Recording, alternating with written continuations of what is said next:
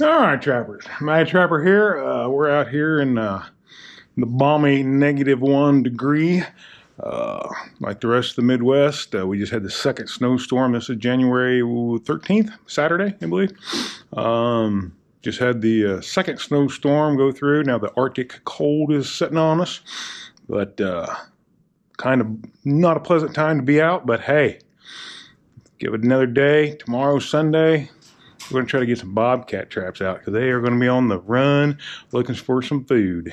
And I'm going to oblige them by putting some in front of them. But a real short video on just kind of what I do to prepare. I'm running all MT buckets. It totally changed my game. Last year you've seen that I took the side-by-side and drove in different farms around the area with the amount of snow we got, the drifting. It's just, you know, I'd just be getting stuck even in it from place to place to place. So it's going to be a road line. We're going to hit this kind of like I would during coon season, just going bridge to bridge to bridge. So be a little different, but hopefully we can get in front of some cats. Also a little different this year. I'm not taking the side-by-side to Mississippi. My girlfriend's staying back here this year. She has some family medical issues she's going to help with. So I'm going to go solo, and because I'm going solo, got the old four-wheeler back out and set up. Got me a smaller tube for my Hags slides. You'll see how I utilize all this. Now normally this here was a cage, because I do a lot of live coyote trapping, selling, but I lost my my buyer a couple years ago, 3 or 4 years ago. And so I stuck on some little bigger board, took it off. Just going to replace whole 330s, beavers, whatever. Put, of course, a regular basket on. This basket I've had for years and years and years. I got boards on the ends just because there's so many holes and everything slides out. But got her all set up. Like I say, this here is just the for I hold a half a dozen of the slide rods. I got them in there. Fits nice and tight. So we'll have that. This here box, I don't know if it's going to show up. There's no light back here, but this here is where I keep my coyote gear. I'm very anal about keeping my coyote gear clean, so I'll keep it, you know, there's going to be dead stuff back here. Up front, you know, different kind of bait, lure, scents. Only thing goes in here are clean traps, my clean gear, and this is just an extra place for cables, extra traps, and whatnot. So anyway, got that all set up, got it ready to go.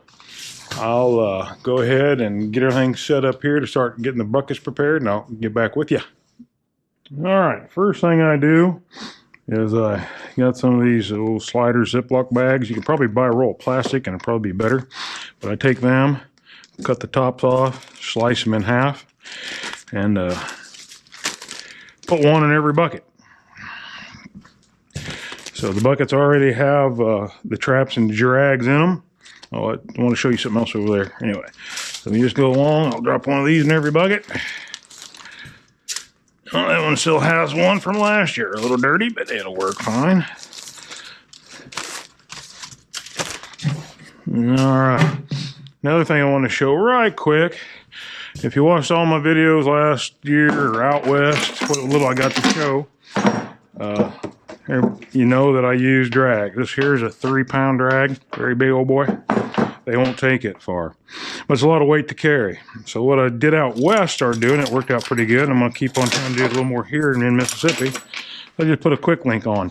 I take that, normally wrap it around a tree. Well, now I just take the old quick link, wrap it around the tree, and don't have the weight of the drag. I still will use these, especially where I'm bridge trapping. Of course, you know, not a lot of trees growing underneath bridges. So definitely handy when I need them. But when I'm going in other places and I want to cut the weight, I'm going to start using those. Let me grab my other glove here. Now, what I do is, and of course everybody knows my flags. I got these, and I got some all purple ones. They're all in a bucket on my trailer. I haven't got them off, but there's a few there. What I do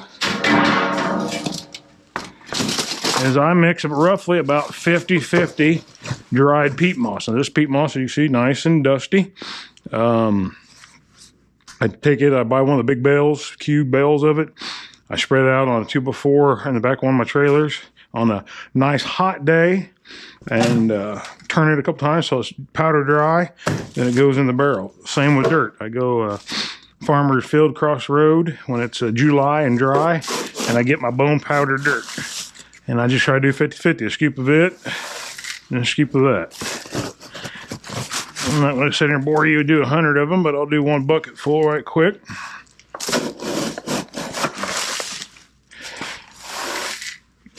Take them, kind of mix it up. And I used to just pour them in there and kind of mix it as I went, but I'd end up with some buckets with a lot of peat moss and some buckets with just a lot of dirt. So now I try to get them stirred up before I go. Someone's texting the heck out of me. Now after that, I do about the same size scoop. One of these scoops will, in most cases, bed one of these traps. And like again, we'll go over that tomorrow. All I do is just pour it right in there. That one's a little light. Get a little more.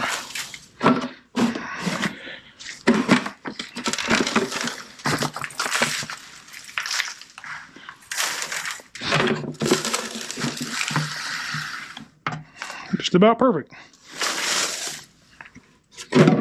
Then, it's already got the plastic that just blew way up there. Got the plastic in there. That's what I actually bed the trap on, the moisture barrier. You'll see that in the videos. Got my dirt in there. Now normally I put my bait in there, but again, it's a -1 and it freezes everything. So I got it laid out in my fur shed, actually, my fur room over there.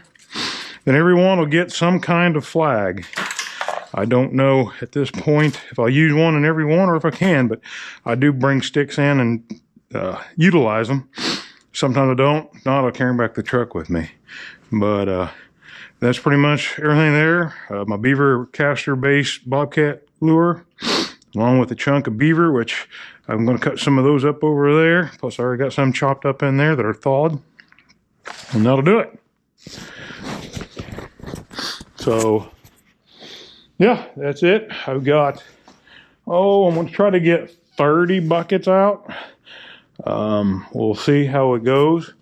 So it was out in the snow. I bought a bunch of them Menard buckets, green, if it's going to be out and about somewhere, but underneath the bridges. Shouldn't be a lot of snow right under the bridge, so white buckets should stick out. If I start having a lot of snow under the bridges or I'm getting down on the creeks more, might have to switch over to some green buckets just to make them pop. You know, curiosity killed the cat. Anyway, we'll get these all made up out here at -1 and play around a while, and then we'll hopefully, if they get the roads cleared tomorrow, get a bunch set out. If not, we'll work on it as we go through the week. We'll see you on down the line. All right, trappers, I am finally out trying to get some cat sets in. I got the buckets all ready Saturday. This is Wednesday. I set out 9 yesterday. I haven't checked them yet. Putting out about 7, 8, 9 more today. This is the first bridge I've come to. Normally I'd be going back in the fields, but with 16 inches of snow, I don't want to hazard it, so I'm just doing a little road trapping. I want to make one of the sets with my MT Bucket Cubbies. I'm running them exclusively. Bank, got a little flat spikes. Now we got a bunch of rain coming next week. It's going to be up in the 40s and a lot of rain. So technically I'd like to be up there on that flat underneath the bridge up there. But the cats aren't up there right now because they're all blocking the snow. They're going to be running the creek. Now in this particular ditch, it's been, 4 days they could have laid a track down. There's only one set of tracks, and that is that guy right there, and that's Coyote. But that's not saying a cat won't come along here. So, I know there's cats in this area. All the areas I set yesterday, I think maybe but one had cat tracks, and one had to cut several sets of cat track. So anyway, I'm going to put my bucket, kind of nestle it in here. I'm going to set the trap right in here. This is my digging tool when I'm running these frozen ground MT buckets. Gotta get them out of the way. First thing I do, gotta make a trap bed. It's good on your axe, but that's all right.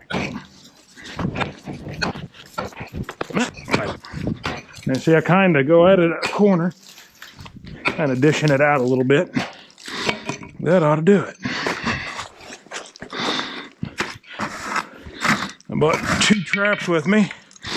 One with my new anchoring system because I didn't know what was going to be underneath here, which we can anchor right up there perfect, so that's the one we'll use. And then one with my drag that I'd either beat in the ground or wrap around something. So, I'll get that little flattened. Got our hole there. We don't want the trap freezing to the ground. So, put a little dry dirt on that dude. I'll save enough to cover and enough to bed in. That plastic will keep it from freezing to the ground during the day when, you know, of course, it warms up enough, sun hits it. I try, if I can, to put them where the sun doesn't hit. That is optimal. But in this case, not here. I'm not liking this trap, though. I don't know, that's awful. Paying attention real high on that. I'll cry if I see a sign of a cat working this and they'll get caught.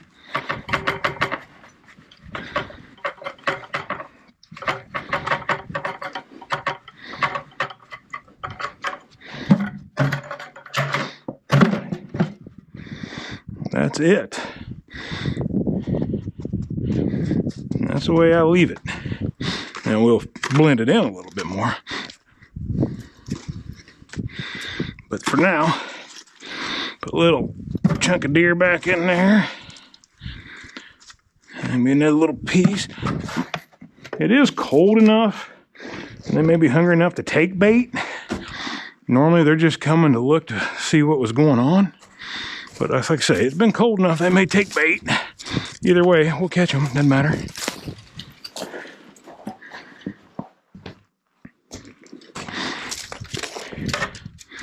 Alright. Guess this one's long enough, hopefully. I can use it for the flagging. Now, normally I wouldn't use flagging here, because, I mean, if they come up through here, they're right on top of the set anyway. I'm mainly doing this just to show everybody. I'm not going to film every trap. Matter of fact, it's probably the only one, unless I get into some kind of situation I want to show. But this one here, I don't want them to be able to reach my flag. They will try to paw it sometimes. But if they want to come and look at it, I want it to be real close to the bucket. And then next, take another stick, put it in there somewhere. I like it just barely above the bucket.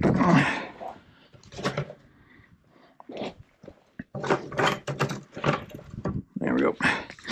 And then we'll put some old malicious Bobcat lure, and this is castor base with 4 other ingredients for cats. And hopefully I'll be able to show you on some of the sets how they do love it.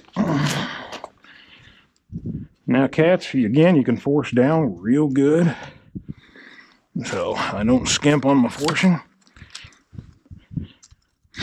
You usually only get about 1 shot at them a week or so. So we want to make sure that we get them where we want them. Keep that bucket rolling a little bit.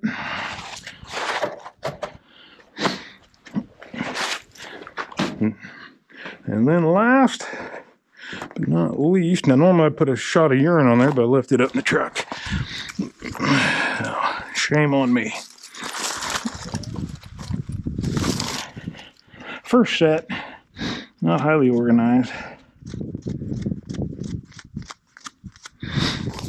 Take this about as tight as I can get it. Got a good limb right here, so won't be able to go nowhere with this.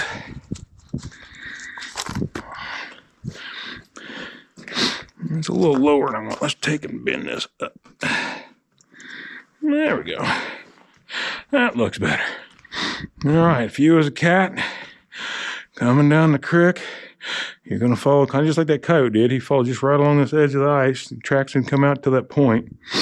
You're going to be able to walk past that with all them good smells and all that good eye appeal? I think not. Hopefully, they won't either.